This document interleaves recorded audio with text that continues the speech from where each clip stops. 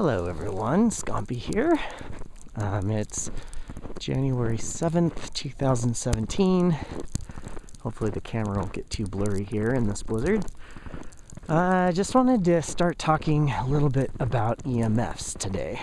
I wanted to give some people a little bit of insight into EMFs in general, just some overview stuff, because I think people have different conceptions in their head on what EMFs are, and it's very easy to fall into that trap maybe, or mindset, or just your own thoughts about what EMFs are. But I just wanted to kind of give it a little overview. So let's start with magnetic fields.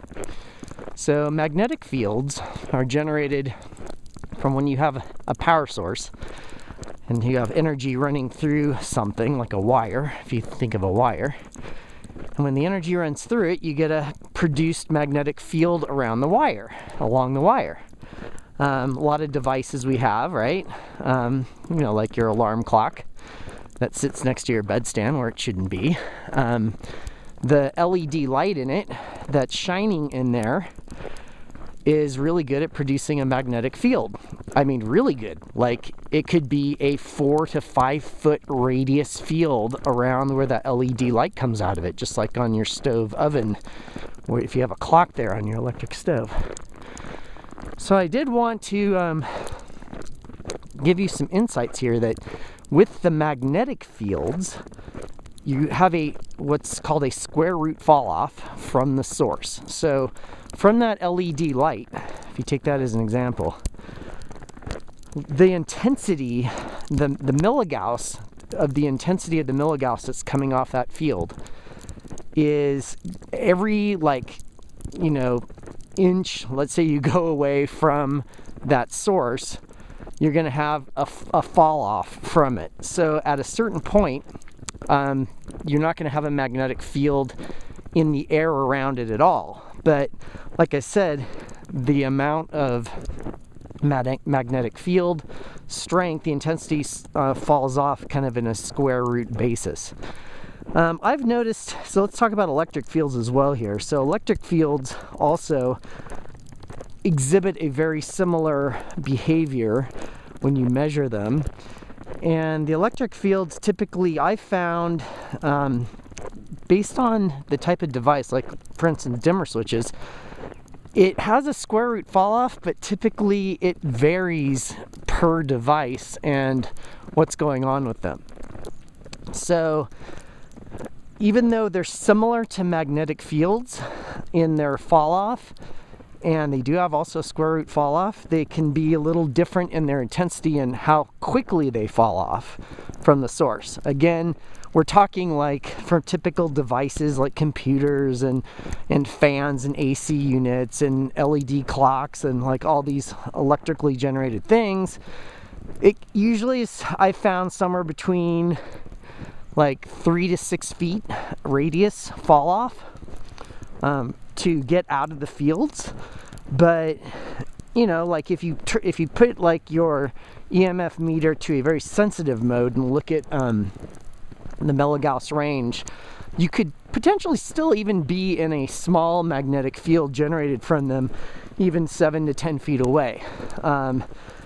Very, very true of things that produce more power runs through it. So you have something like your circuit breaker box. In the circuit breaker box, you got the main power line coming into the house that typically intersects with that circuit breaker box. Also the smart meters usually right next to that as well, right? So you've got a lot of power right there producing larger electromagnetic fields around that source. And because of that, you just have to be a farther distance away to be out of that field. A lot of people talk about, how do you hack these things? How do you mitigate them? Well, unfortunately, electromagnetic fields, they penetrate most types of matter. I mean, they go through it and they intersect with us. And you can try to hack all you want, but unless you get specific kind of materials that really back block and kind of push back the electromagnetic fields. And I'm talking magnetic EMFs and electrical EMFs at this time, not RF yet. So if you try to get a material that pushes it back, it can mitigate it and push it back to a point. But it's not going to be like 100% mitigation, I found, in most cases, unless you really know what you're doing and you really have amazing materials and you really like spend the money to do it. And for the most part, it's kind of not, in my opinion, it's not really worth it. It's better to know where the fields are existing and how much power is going through a source, and then just not using that space and knowing those fields exist in that space. So a really good example is where my circuit breaker box is located in my house. Is back along a wall kind of at the edge of my kitchen and back behind a closet. So I rarely go even into that closet area. It's just like I use that area for storage more than anything. And I rarely get into it. So I purposely laid out what I want to do, like where things are at in my house. Based on where I know certain fields are going to exist more frequently all the time. So a really good example is something, let's say you use your washer and dryer daily. Well, the back of your washer and dryer typically produce a pretty large magnetic field. I am going down a hill here at the moment in complete snow. So if I fall, I just get a little more CT, cool. But I'm trying to get down to the river here because it's really cool with the ice. Anyway, let's get back to the refrigerator. If I'm, let's say, I had this situation in my last house. I had my, not refrigerator, my washer and dryer unit were unfortunately back behind where my kitchen space was, and I would like to do a lot of cooking like in the kitchen, but unfortunately if I had my washer and dryer going, I didn't even want to be in the kitchen, because if I were in the kitchen and that thing was going, it would produce like a 5-6 foot field throughout the whole kitchen in a space, you know, where the stove was, everything was going on, and I would feel sick. I'd get sick or feel bad or even feel like, you know, headache coming on if I was in the kitchen, because I would have the LED light from my oven. I would have maybe the refrigerator going in one side of the kitchen, and then on the whole back side of the kitchen, that's where my washer and dryer was at. And I'd be like, okay, not cool. But another thing I found wasn't cool was where I was storing my food, because where the pantry was and the electromagnetic fields where my food was being stored, you can imagine if you had something in there for, let's say, several months, and you're just putting this food in a microwave oven, basically. Not in the sense of RF, but like you are putting it in magnetic fields, you're probably stripping away more electrons out of your food, making your food less powerful for your body. I mean, it sounds a little bit woo to think of it that way, but you know, over time, food storage has the risk of, you know, being stored in really bad environments, and electromagnetic fields, a lot of people don't think about it, where they're storing their food in their own house, in their kitchens, that they could be exposing their food to continuous fields and putting their food in fields. Well, food is dead, basically, and you know, already, like, you know, and we know in living organisms, trying to preserve the electrons in them, you know, I think about it from that point of view, like how the fields are interacting with them. Well, anyway, let's move on a little bit here. Shoot off over the bridge this way to get an interesting view of the water and all the ice coming down the river. So for the radio frequency fields, okay, so in comparison, you kind of have to like think about at least what I do is I think about the radio frequencies in the sense of light. Like, radio frequencies are a form of light. So where electromagnetic fields are kind of more stuck around the power objects that the power runs through them, the radio frequencies can emit from them, and when they emit out as light, forms of light. So that's the best way to think about them. Now, they do have a fall off of intensity, but because it is light, it can reflect and absorb, unlike regular magnetic and electrical EMFs that don't really do that. They don't exhibit that behavior because, like I said, they penetrate through matter. Now, radio frequency penetrates through matter, but it also has the potential of being absorbed in matter and back reflected from other types of things, as you know, like aluminum or silver mesh, these kind of things. So if you're trying to mitigate or remove your electromagnetic, like your magnetic fields or your electrical fields with aluminum mesh or silver, these kind of things, you're not using the material correctly because that's for radio frequency, RF EMFs. Just wanted to let you know about these details because you do have to think about them in different ways. It's better to clump it in your mind as magnetic and electrical fields can be more clumped together as a synergistic kind of like behavior, where radio frequency exhibits way different behaviors because it's in the air and it can freely move about and bounce around and reflect off of things in the air around you. So it's just more free. It's free to go where it wants to go because it's light. And the density of that is now the problem because, you know, anyone and everyone is using all of their cell phones, using all these new devices, all these radio frequency things in such, you know, huge amounts these days. I don't know, like it's becoming harder and harder to escape. So in thinking about like again, back to your house situation, like you might have a smart meter, let's say on the back of your house. Now you have 2 or 3 individual problems with that smart meter. You've got, as you know, the radio frequency on these new smart meters produce a ton of intensity coming off of them. That's one problem. Another problem is they also produce magnetic fields from the actual smart meter itself. The magnetic field might again have like a 6-foot fall off from that actual smart meter where it's located on the house, but you might actually have the radio frequency from the smart meter coming all the way into your house, you know, penetrating, reflecting, absorbing, coming all the way through, you know, 10, 20, 30 feet off, you know, into another room. You could still detect it because the intensities are so good on these things.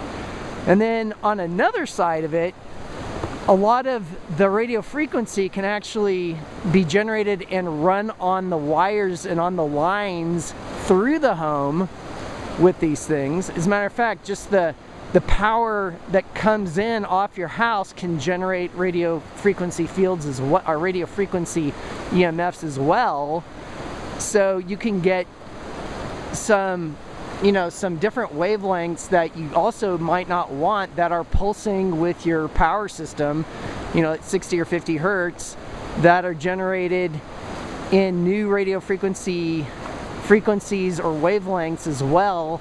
So it's like a soup, right? Like you got to think about, like, you know, I think about like how do you mitigate these things, where are all the sources coming from, and then just my best hacks are really avoiding the spaces, knowing where those things are being generated from, and not putting myself in the fields that frequently. So yes, mitigating might need to be a thing, but I view it as like more of a temporary thing. If you've got so much EMF going on in your environment, it's like better to leave the environment, get out of there. Use mitigation as like a hack. Just like when we biohack ourselves, we're not biohacking ourselves for years and years and years. What we're doing is a test to see what the effect has on it, positive or negative, and then moving on from there.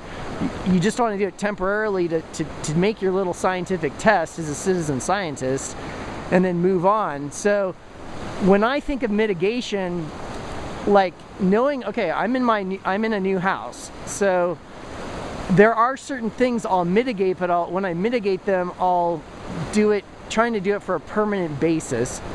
So my mitigation is like, I have some dimmer switches in the house currently that I'm getting an electrician to come in and just remove them entirely. So my mitigation is not really a mitigation, it's a permanent thing. So I don't generate more dirty electricity off of my dimmer switches when I use them on a frequent, if I were to use my switches, I'll just get a standard light switch and not have that extra layer of dirty electricity with the dimmers. And so it's those kind of more permanent things that really make a difference, that you're going to have a higher use of over time. And then the other things that have more infrequent use, then I try to just stay away from them, or if I know that they're there, I'll even like put stuff in the space that prevents me from getting into the space. Great example again is, like that closet with my analog meter on the back of my wall with my circuit breaker box. I just simply have kind of like a little stand with a little piece of artwork in that corner, and it's like good enough that comes out into the room about 3 feet. So even if my kid were to run into my room, he now has no ability to run into that corner because I have that piece of art there where that field is at. So it's like better to think about the visualization of where the fall-offs of the fields are being generated from based on your measurements with your EMF meters, and then filling those spaces with things that minimizes your frequency of putting your body into those fields by accident. Another great example would be, I don't know, like letting, like almost letting people know, like, okay, well, if you don't want to put something in the space, but it's generating a field all the time, then I like to let people know in my house, like, don't go into that space, it's generating a field, and let them know it exists there.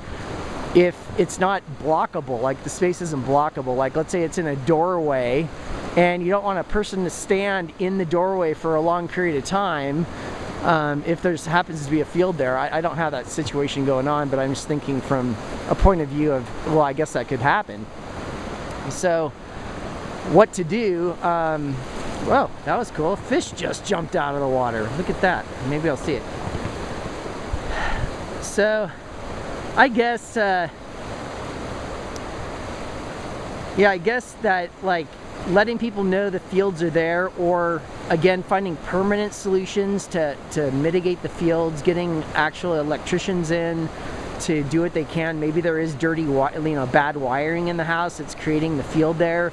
Measuring the walls, the wires, measuring the floors, measuring the ceilings, knowing frequency of use. If you're in an apartment complex, I mentioned this online, I was in temp housing, and I noticed that certain times of the day I was getting a massive electrical field on my floor at this temporary place I was in, and then I realized later it was my neighbor that would come in and turn on the overhead lights in his place, and the overhead lights must have had a bad, either it was a dimmer switch in that light, or it was just a bad like wiring altogether that was creating a really big electric field that was penetrating my floor, coming up into our space. And it happened to be where I was sitting on a couch and I wasn't feeling good, and again I had the thought to go measure on the couch, and I realized I was sitting in an electric field. I'm like, where is it coming from? It's not coming from anywhere in my entire apartment here.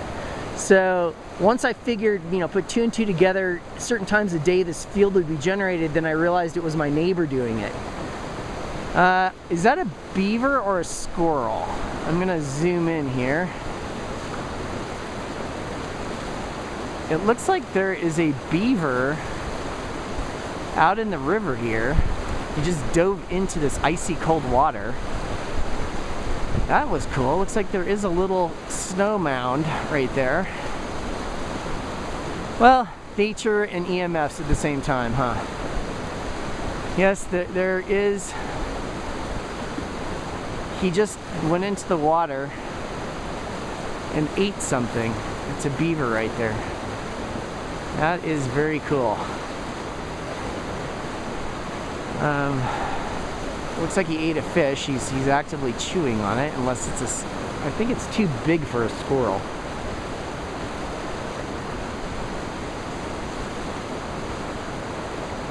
So anyway, I think this is a long enough video. I wanted to just kind of give you overview insights of EMFs and let you know that, like, how I think about them. I like to think about them in terms of magnetic fields, electric fields as a little more similar to each other because of their square root fall-offs, and also think about the RF as a form of light as it is, just different frequencies and wavelengths there, and they exhibit completely different behaviors. So I'll end it here. Have a good one. It is 10 degrees out and semi-blizzard conditions. Like I said, have a good one.